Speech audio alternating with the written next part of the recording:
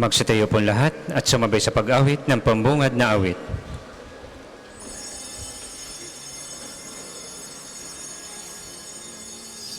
Pag ng Panginoon, ang bayan nga'yo'y nagtitipon. Ipang pagsaluhan ng kaligtasan, handog ng Diyos sa tanan. Sa ngalan ng Ama, ng Anak, ng Espiritu Santo, Amen. ang pagpapala ng ating Panginoong Hesukristo, ang pag-ibig ng Diyos Ama, at ang pakikipagkaisa ng Espiritu Santo naway sumanyong lahat. At sumainyo rin.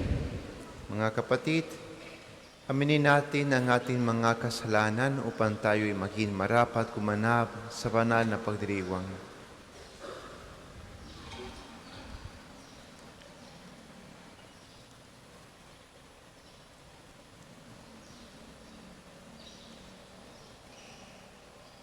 Inaamin ko Sa makapangyarihang Diyos at sa inyo mga kapatid, na lubha akong nagkasala sa isip, sa salita at sa gawa, at sa aking pagkukulang. Kaya sinasamo ko sa mahal na Birheng Maria, sa lahat ng mga anghel at mga banal, at sa inyo mga kapatid, na ako'y ipanalangin sa Panginoong ating Diyos. Kaawan tayo ng makapangyarihang Diyos. Patawarin tayo sa ating mga kasalanan at patnubayan tayo sa buhay na walang hanggan. Amen. Panginoon, kaawaan mo kami. Panginoon, kaawaan mo kami. Kristo, kaawaan mo kami. Kristo, kaawaan mo kami. Panginoon, kaawaan mo kami. Panginoon, kaawaan mo kami.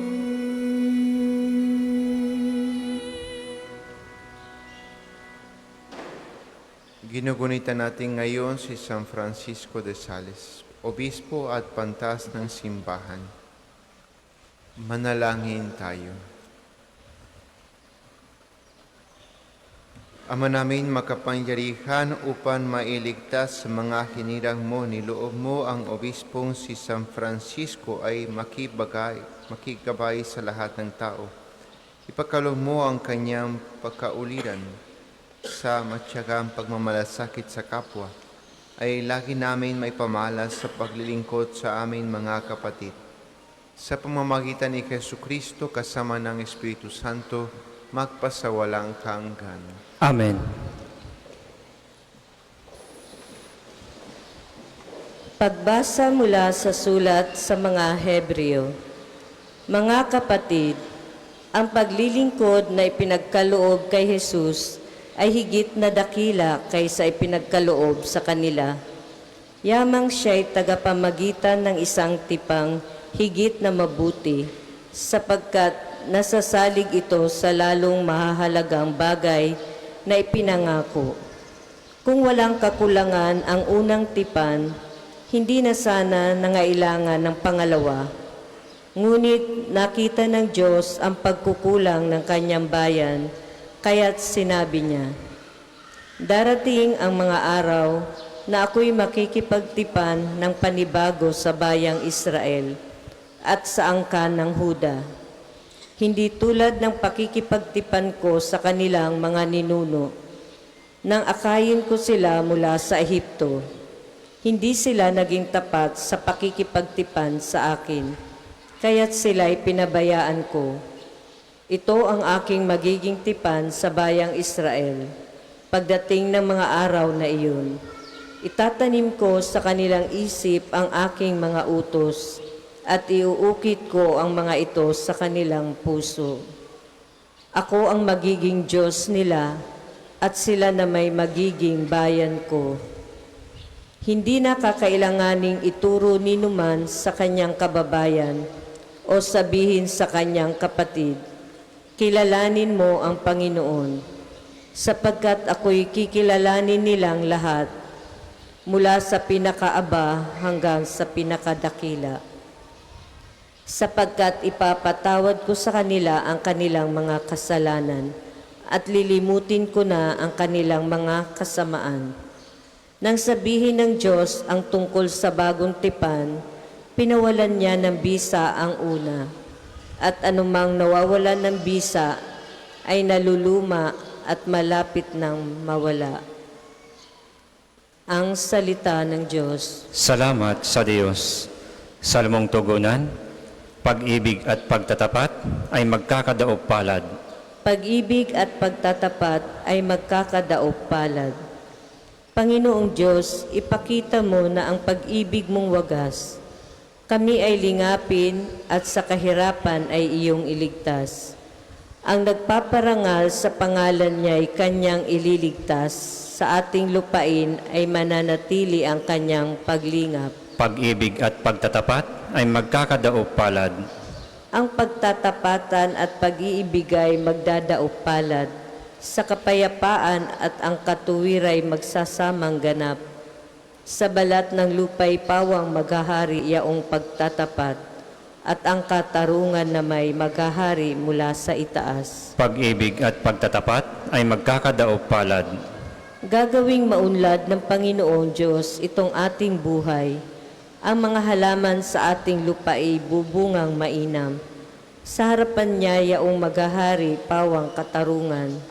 Magiging payapat susunod ang madla sa kanyang daan. Pag-ibig at pagtatapat ay magkakadaop palad. Magsitayo po ang lahat.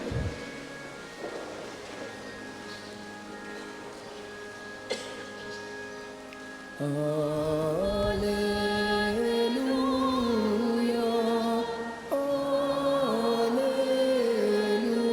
alleluia,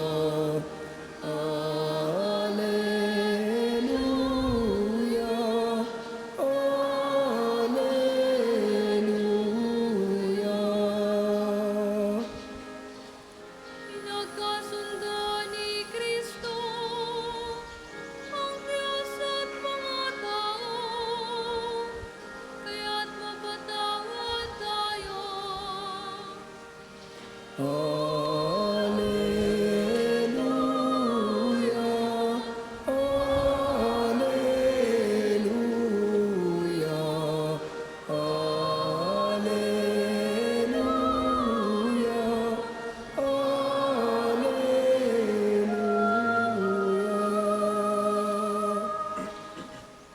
Sumanyo ang Panginoon. At sumainyo rin. Ang mabuting balita ng Panginoon ayon kay San Marcos. Papuri sa iyo, Panginoon. Noong panahon yun, umahon si Jesus sa kaburulan, kasama ang kanyang mga pinili. Humirang siya ng 12 na tinawag niyang mga apostol upang maging kasama niya. Suguin, mangaral at bigyan ng kapangyarihan magpalayas ng mga demonyo. Ito ang 12 hinirang niya. Si Simon na tinagurian niya ng Pedro, si Santiago at si Juan na mga anak ni Zebedeo. Sila ay tinagurian niyang Boanerges, na ibig sabihin mapupusok. Sina Andres, Felipe, Bartolome, Mateo, Santiago na anak ni Alfeo, at Tadeo, si Simon na Makabayan, at si Judas Iscariote na siyang nakanulo sa kanya. Mga kapatid, ang mabuting balita ng Panginoon. Pinupuri ka namin, Panginoong Kristo.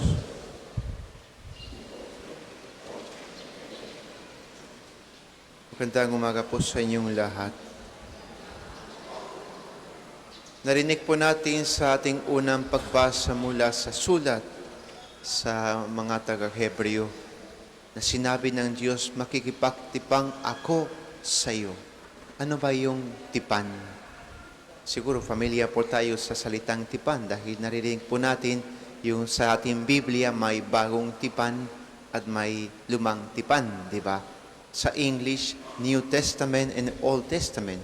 Pero sa English, hindi maganda yung salitang testament, mas maganda yung salitang covenant. Yung covenant. Yung tipan ay covenant. Yung parang isang agreement between two parts. Naalala ko doon sa isang mission, nagsimula kami ng scholarship program para sa mga student na nangangailangan. At siyempre, kung program, nais mo sila'y tulungan, hindi lang sa mga financial, kundi para lumagos sila, para lumakas sila, bigyan sila ng formation, ng pagkakataon mag-serve. Kaya nandun yung agreement, dapat mag-sign sila bago sila'y makatanggap ng yung financial aid, di ba? Ano yung agreement? May oras sa pagsaserve, may formation, at may grades na dapat ipakita. Sa oras ng pamimigay, walang naisip talaga anong yung mga tungkulin. Lahat gusto, di ba? Nakpirma silang lahat at binigyan sila ng financial aid. Pero unti-unti nakikita po namin, hindi na umaaten sa formation, hindi na natutupad ng services, di ba? At minsan hindi na responsable sa school. Yun na agreement, di ba? Interchange of material things. Yung financial aid, di ba? Tapos yung commitment mo para maging mabisa yung tulong. Yung tipan ay halos pareho sa agreement.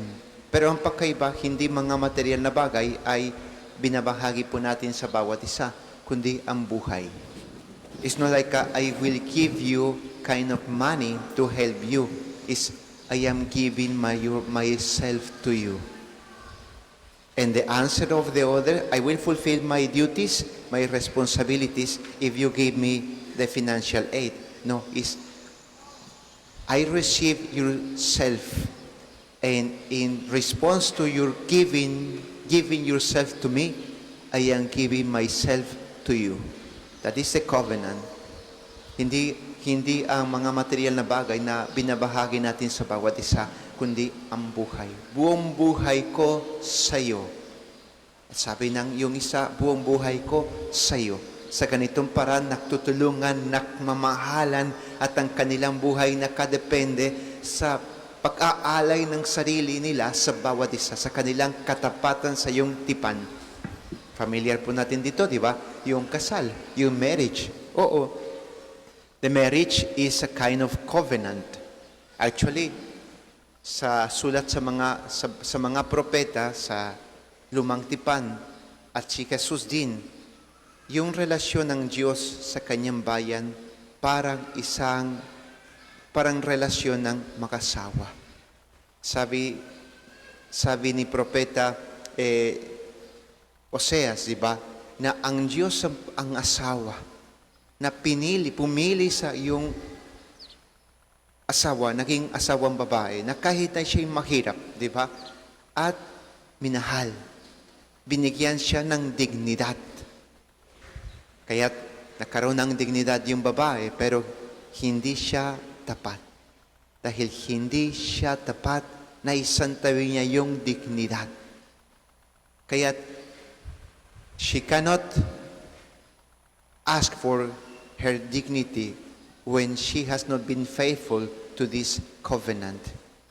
I'm giving myself to you. You are giving yourself to me. Ganito ang relasyon ng Diyos sa tao, sa bayan. Sabi ng Diyos, ako ang iyong Diyos. Kayo ang aking bayan. Kung kayo ay nakikinig sa akin, ay sumusunod sa akin, kayo ay pagpalain ng magpasawalang hanggan. Yun ang tipan. Kaya ang tawat lumang tipan, dahil yung bahagi ng Biblia, ng lumang tipan, ay tungkol sa yung lumang tipan, yung unang tipang ginawa ng Diyos na paulit-ulit na sira ng kasalanan ng mga tao. Dahil hindi tayo nakinig at sumunod sa Panginoon Diyos. May Diyos ang pumasok sa buhay ng bayan ng Diyos. Kaya't sa sulat sa mga taga-Hebreo, may bagong tipan. Itong bagong tipan, hindi na masisira. Hindi temporal. Yung agreement, temporal ito. Pero yung tipan, walang expiration date, di ba? Kundi perpetual. Because if you give your whole life to the other, you cannot say, oh, after 10 years, sorry, nakamali ako. Ibalik mo sa akin ang binigay ko sa iyo. Hindi na pwede, di ba? Sa kasal sa simbahan, kaya walang divorce, di ba? Dahil buong buhay mo ay binigay mo sa Kanya. 10 years after, you will say, ay, sorry, nakamali ako. Ibibigay ko sa iba. Biro lang ang ginawa natin noon. Biro lang. Ngayon, mga kapatid, hindi tayo tapat. Naging hindi tapat ang tao sa Diyos. Kaya sinugo ng Diyos ang kanyang anak, si Jesucristo, bilang tunay na tao. At bilang tunay na tao, siya ay nakinig at sumunod sa kanyang Ama. Nag-alay ng kanyang buhay, ng buong buhay niya sa kanyang Ama, na may katapatan. Kaya't itong tipan ay hindi na masisira. At tayo, kahit na hindi tayo tapat, kung tayo ay mananatili kay Kristo, tayo ay mananatili sa Diyos. Dahil ang tipan, ang kaugnayan ni Kristo sa kanyang Ama ay hindi masisira. If we remain in Jesus, with Him, abide in Him, we are always with God. At isipin po natin, mga kapatid, dahil tayo ay humihingi ng mga graces ng Panginoon Diyos. Tayo ay humihingi sa Diyos ng kanyang pagpapagaling, ng kanyang gabay, ng kanyang karunungan, ng kanyang tulong. Pero minsan, hindi tayo tapat. Isipin po natin, yung asawang lalaki o babae, sabihin natin isang asawang lalaki na sumakabilang bahay, di ba? Ng ilang taon. Tapos bigla nakauwi siya. At sabi niya, anong pagkain natin? Di ba? Handa mo ang pagkain para sa akin. Oh, sa oras na umalis ka, sumakabilang bahay, your rights in this house are gone. Because your rights depends of your faithfulness. It means, you say, I am giving myself to you. And because you gave yourself to this family, to this covenant, in this covenant, so dahil may tungkulin at may karapatan, di ba? Pero sa oras na umalis, nasira itong covenant. You cannot come back just and to ask for help, for the food, where is my clothes, if you are not committed to this covenant. Minsan, mga kapatid, tayo ay hindi tapat sa Diyos, pero humihingi pa tayo sa Kanya ng Kanyang mga grasya. Diba? Kaya't una, dapat tayo maging tapat at manatiling tayo kay Jesucristo. Kahit na nakakasala po tayo na paulit-ulit, diba? Dapat tayo din ay lumapit sa Panginoon Diyos na paulit-ulit at humingi sa Kanya ng Kanyang pagpapatawad. Sa pamamagitan ni Jesucristo. Actually, when the priest give the absolution, in the name of Jesus, sa ngalan ng Ama, ng Espiritu Santo, ika'y pinapatawad ko. Diba? In the name of Jesus, through Jesus. Also, when we receive the communion, through Jesus, with Him. Ano yung mga idols na minsan nasa ating buhay, na minsan hindi na natin napapansin, na kinsang hinang ating infidelity sa Diyos? Maraming beses nakita ko sa mga bahay ng mga Pilipino, di ba, yung si Buddha, yung imahen ni Buddha, di ba? Yung imahen ng mga Hindus, di ba? O yung mga, yung laki, yung parang pusa na tumatawag sa, di ba? Iba't ibang klase nakita ko. Sabi ko, Katoliko na Katoliko ito. Nagtutunay pa sa simbahan. Pero bahay niya, punong-puno na mga ganyang galing sa mga Chinese. Katoliko ka? O hindi? Kung Katoliko ka, isang Diyos lang. Pero decoration yan. Decoration.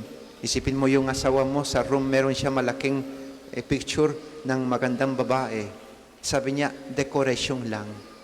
Di ba? Di ba, hindi magandang dekorasyon para sa asawa? Yung kabiyak mo, may malaking picture ng ibang babae. Decoration lang? Hindi decoration. O nagchat-chat pa sa iba para humihingi ng tulong. Ay, dahil minsan hindi ka marunong chat, kaya gusto kaya siyang ka-chat ko. At least araw-araw siya'y nagte-text sa akin, kumusta ka na? Kumain ka na? I love you. Tulog ka na? Maayos. Di ba? Hindi maganda. Kung may asawa ka na, sa kanya. Di ba? Tapat ka sa kanya. Kaya, kachat ba natin yung mga superstition? Anting-anting? Kasama ba natin sa bahay ang mga ito na hindi Katoliko? Minsan, pinapabless pa rin natin sa pare yung mga anting-anting galing sa herbolaryo.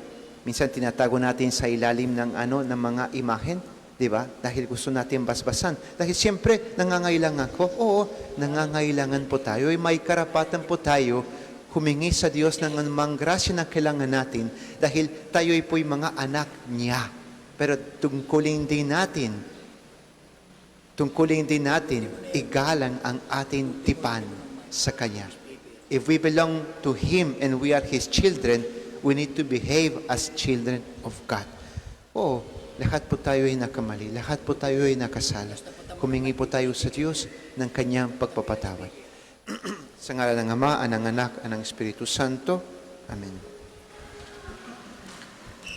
Para po sa mga maghahandog ng sobre, pakihulog na lang po sa buslo.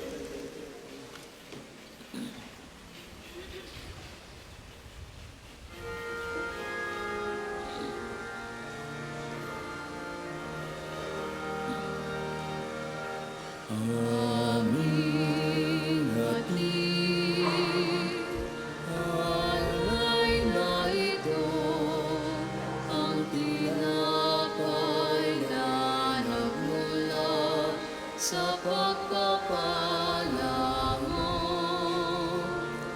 At tanggapin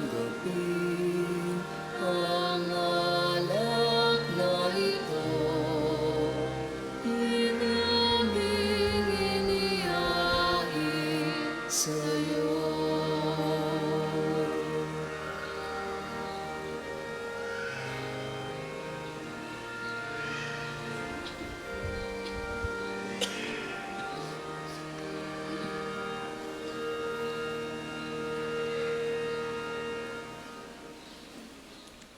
Magsitayo po ang lahat.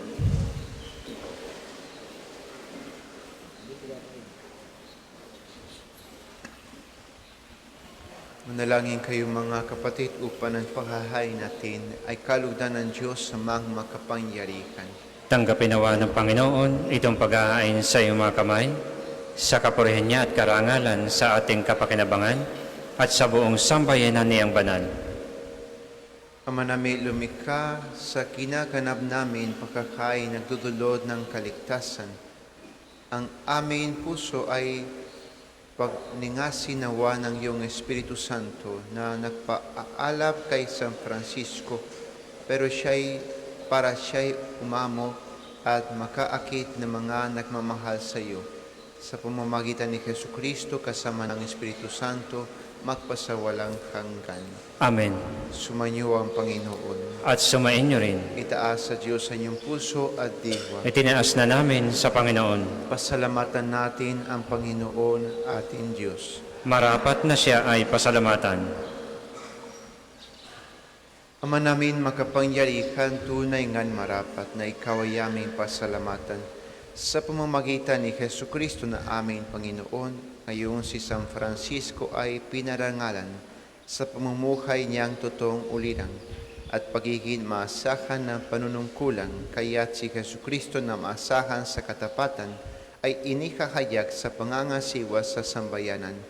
Ang malasakit na mga ulirang tagapangasiwa noon ay nagpapatuloy magpahanggang ngayon sa mga panalangin kanilang iniuukol, kaysa ng sambayanan mong dito nagtitipon, kaya kaysa ng mga anghel na nagsisiawi ng papuri sa iyo, na walang humpay sa kalangitan, kami nagbubunyi sa iyong kadakilaan.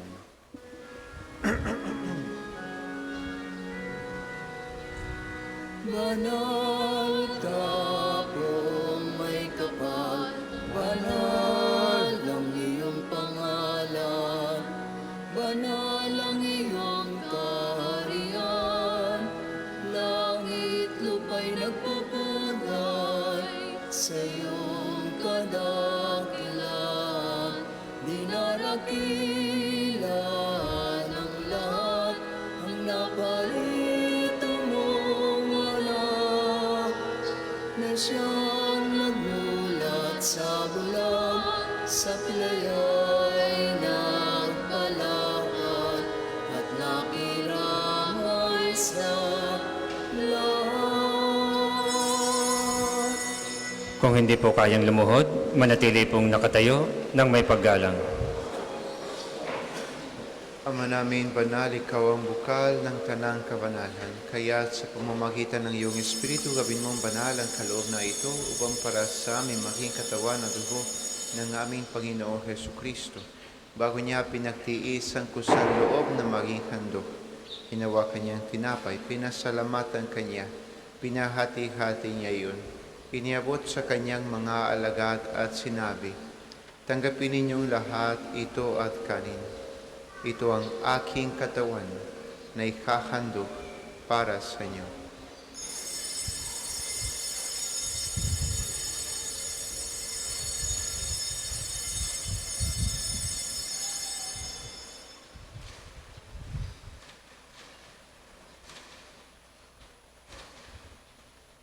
Gayon din naman, noon matapos ang hapunan, hinawakan niyang kalis, muli kanyang pinasalamatan.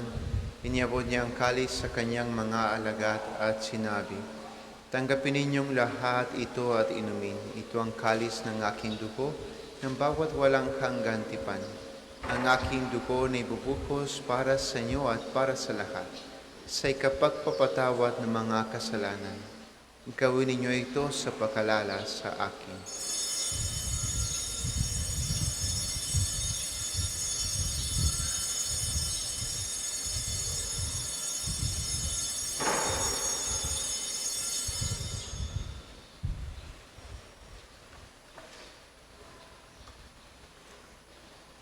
Ipagbunyi natin ang misteryo ng pananampalataya. Si Kristo'y namatay, si Kristo ay nabuhay, si Kristo'y babalik sa wakas ng panahon. Ama, ginagawa namin ngayon ang pagkalala sa pagkamatay at muling pagkabuhay ng iyong anak. Kaya't inialay namin sa iyo ang tinapay na nagbibigay buhay at ang kalis na kakaloob ng kaligtasan. Kami nagpapasalamat dahil kami iyong minarapat na tumayo sa harap mo para maglingkod sa iyo. Isinasamo namin kami magsusalo-salo sa katawan na dugo ni Kristo ay mabuklog sa pagkakaisa sa pamamagitan ng Espiritu Santo. Ama, lingapin mo ay iyong simbahan, laganap sa buong daigdig.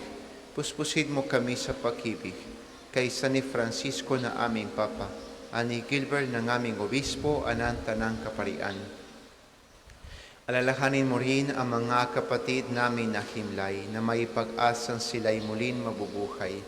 Gayon ding ang lahat ng mga pumanaw, kaawad mo sila at patuloyin sa iyong kaliwanagan. Kaawad mo at pagindapating kaming lahat na makasalo sa iyong buhay na walang wakas. Kaysa na mahal na Birhen Maria na ina ng Diyos, ni San Jose ng kanyang kalinis-linis na esposo, kaysa ng mga apostol ang lahat ng mga banal na namuhay dito sa daigdig ng kalugod-lugod sa iyo, may pagdiwa nawa namin ang pagpupuri sa ikirarangal mo sa pamamagitan ng iyong anak na aming Panginoong Jesucristo.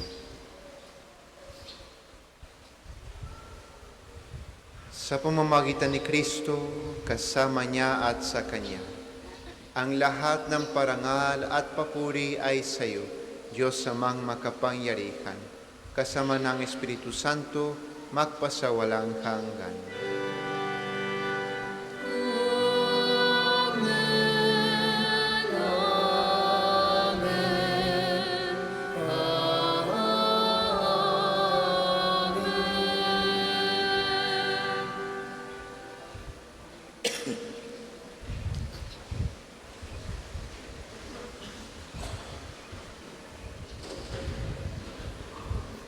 Sa tagubili ng mga nagkagagaling na utos at turo ni Jesus na Panginoon natin na Diyos, ipahayag natin ng lakas loob.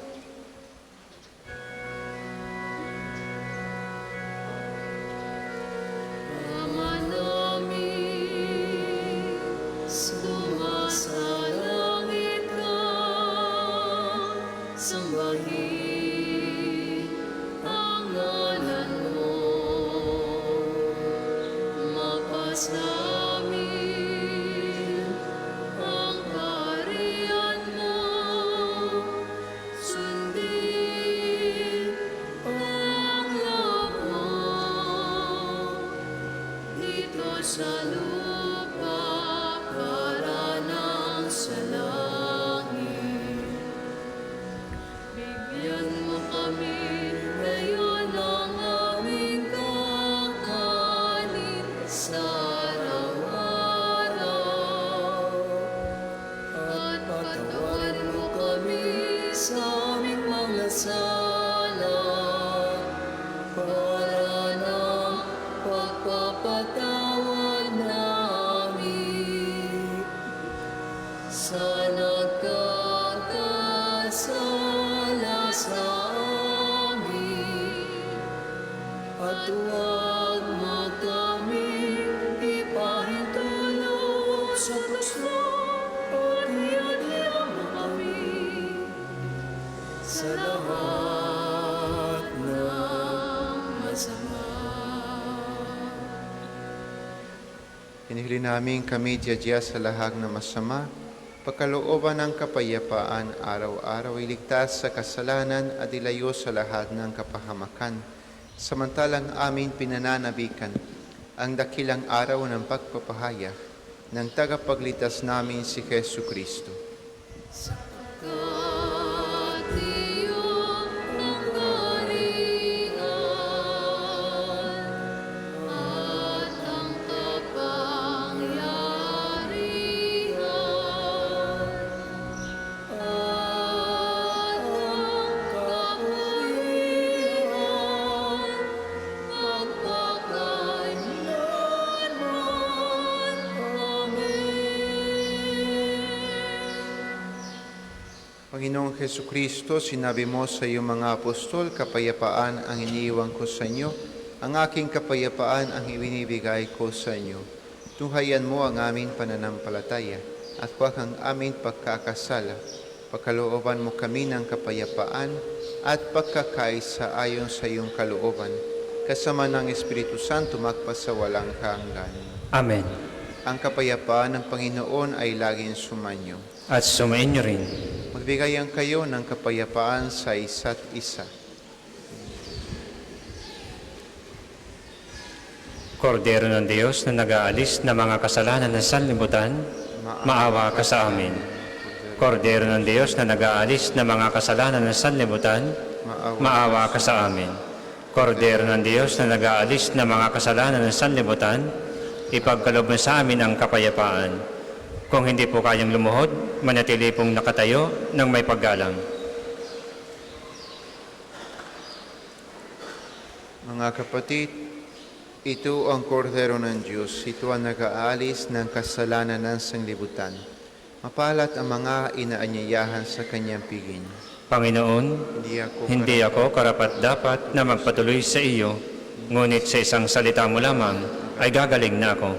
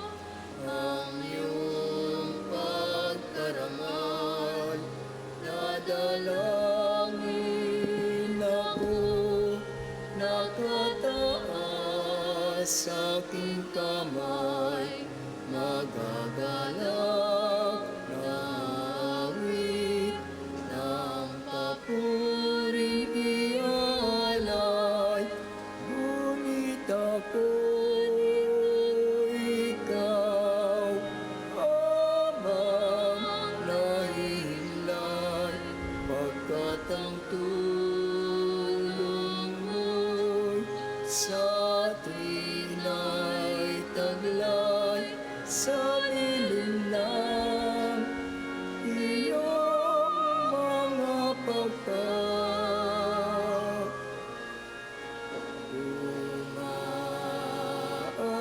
Umaawit akong gumalaw.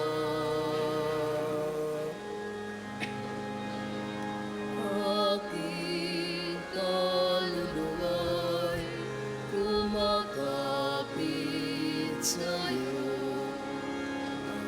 Aligtas ay tiyak kung hawak mo ko.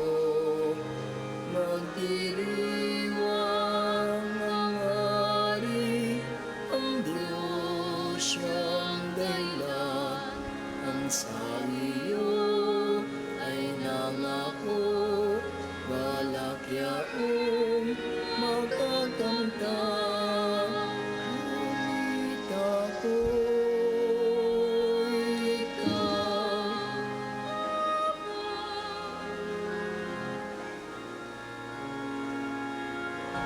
Sige.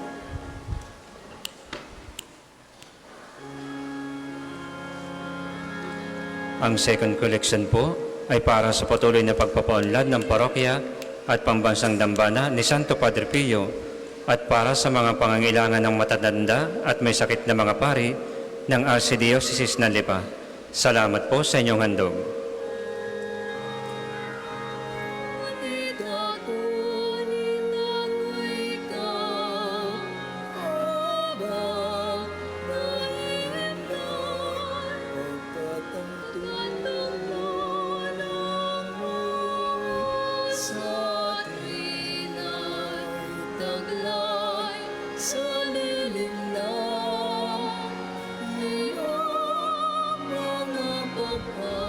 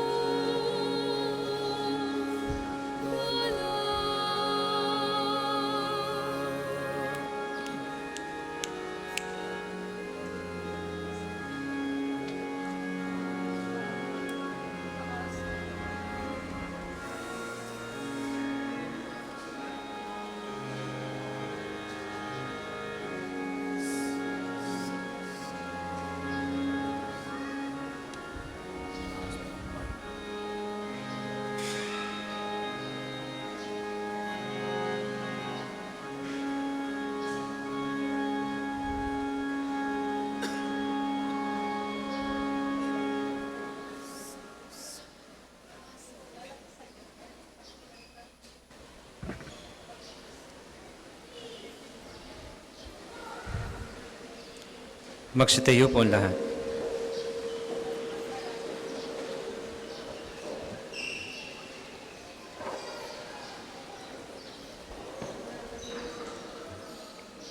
Manalangin tayo.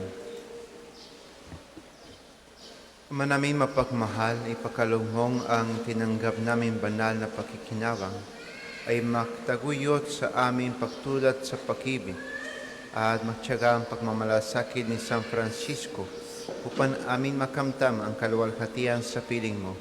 Sa pamamagitan ni Jesucristo kasama ng Espiritu Santo, magpasawalang hanggan. Amen. Panalangin ng pagtitiwala kay Santo Padre Pio. Padre Pio, taga Pietrelcina, mongheng banal, pintakasing santo ng milenyong kasalukuyan, gabay namin sa pagtahak sa landasing makalangit, takbuhan sa pangangailangan, huwaran ng pagtitiis. Sa iyo namin inilalapit aming mga kagipitan, sa iyo po ibinibilin kalusugan at kabuhayan.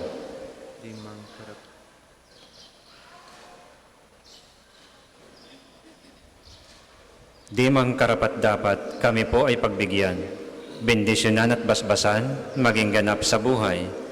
Lumayo nawa kami, umiwas sa kasalanan, lumapit lagi sa Diyos, maging matatag at matibay. Sa mabuting balita ng pagliligtas, turuan mo kami nawa. sa tuwin ay makinig, magnilay at sumampalataya. Amin pong pakiusap itong mga kahilingan. Puso ay nagsisisi, nagtitikang taimtiman. Di na muling magkasala, sunod lagi sa Diyos Amang, kaisa ng Espiritu at ni Jesus na tagapamagitan. Amen. Panalangin para sa pagkakamit ng indulhensya plenarya ngayon taon ng Jubileo. Sumasampalataya ako sa Diyos Amang makapangyarihan sa lahat na may gawa ng langit at lupa. Sumasampalataya naman ako kay Jesucristo, iisang anak ng Diyos, Panginoong nating lahat. Nagkatawang tao siya, lalang ng Espiritu Santo, ipinanganak ni Santa Maria yung Birhen, pinagpakasakit ni Poncio Pilato, ipinako sa krus, namatay, inilibing, nanaog sa kinaroroonan ng mga yumao, nang maikatlong araw na buhay na maguli, umakyat sa langit, naluluklok sa kanan ng Diyos Amang makapangyarihan sa lahat. Doon magmumulang paririto at huhukom sa nangabubuhay at nangamatay na tao.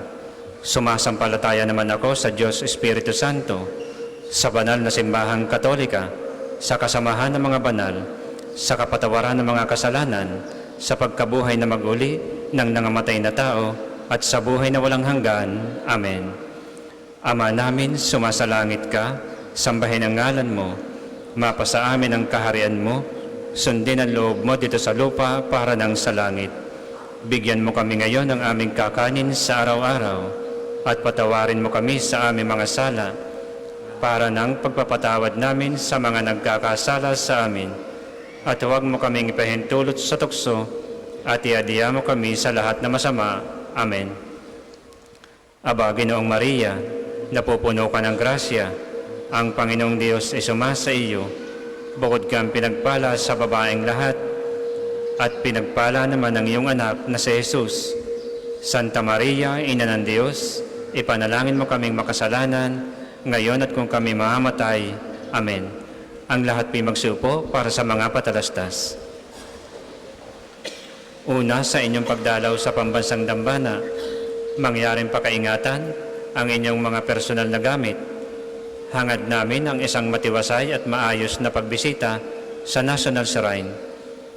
Ikalawa, mga kapiyo, isang taus-pusong pasasalamat po sa inyong tulong at suporta.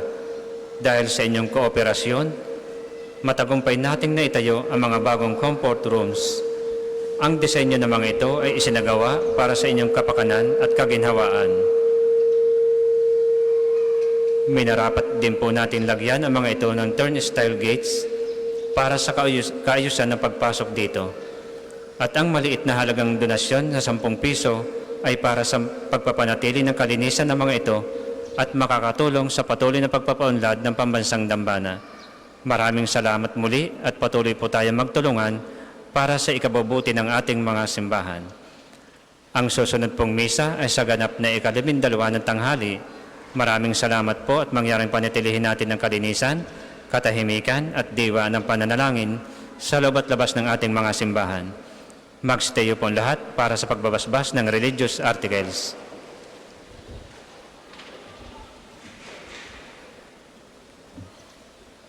Mga kapatid, manalangin tayo sa Diyos Amang makapangyarihan upang tayo maging kawangis ni Kristo sa taimtim na pagdalangin sa tulong ng mga larawan at mga dasalan. O Panginoon Diyos, Ikaw ang bukal ng lahat ng pagpapala at biyaya. Ibuhos mo ang iyong bendisyon sa mga gamit na ito sa pananalangin na nagpapaala-ala ng iyong kabutihan, kabanalan at pagmamahal sa amin, upang ang lahat na dumulog at magdasal gamit ang mga ito ay magtamo ng iyong awa at biyaya. Lobin mong tularan nila ang kabanalan at aral ng Panginoon at ng mga santo magpasawalang hanggan. Amen. Amen. Ama namin, sumasalangit ka, sambahin ang ngalan mo, mapasa amin ang kaharian mo, sundin ang loob mo dito sa lupa para nang sa langit. Bigyan mo kami ngayon ng aming kakanin sa araw-araw at patawarin mo kami sa aming mga sala para nang pagpapatawad namin sa mga nagkakasala sa amin. At huwag mo kaming ipahintulot sa tukso at iadiya mo kami sa lahat na masama. Amen.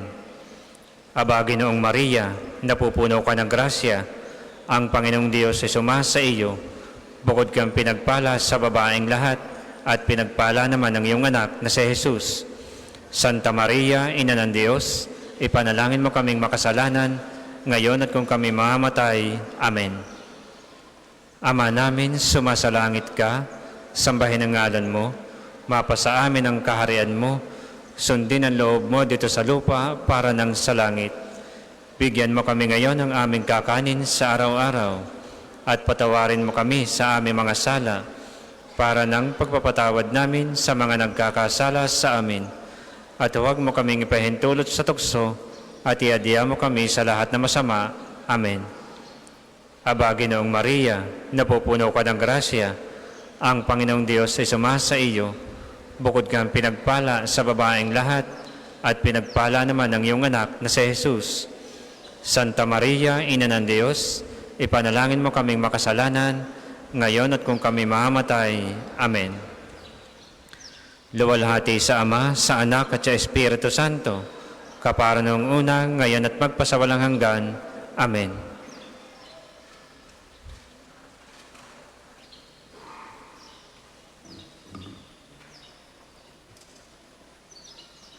Sumainyo ang Panginoon. At sumainyo rin. Pagpalain kayo ng makapangyarihan Diyos, Ama at Anak at Espiritu Santo. Amen. Tapos ng ating banal na misa, kumayo kayo mapaya. Salamat sa Diyos.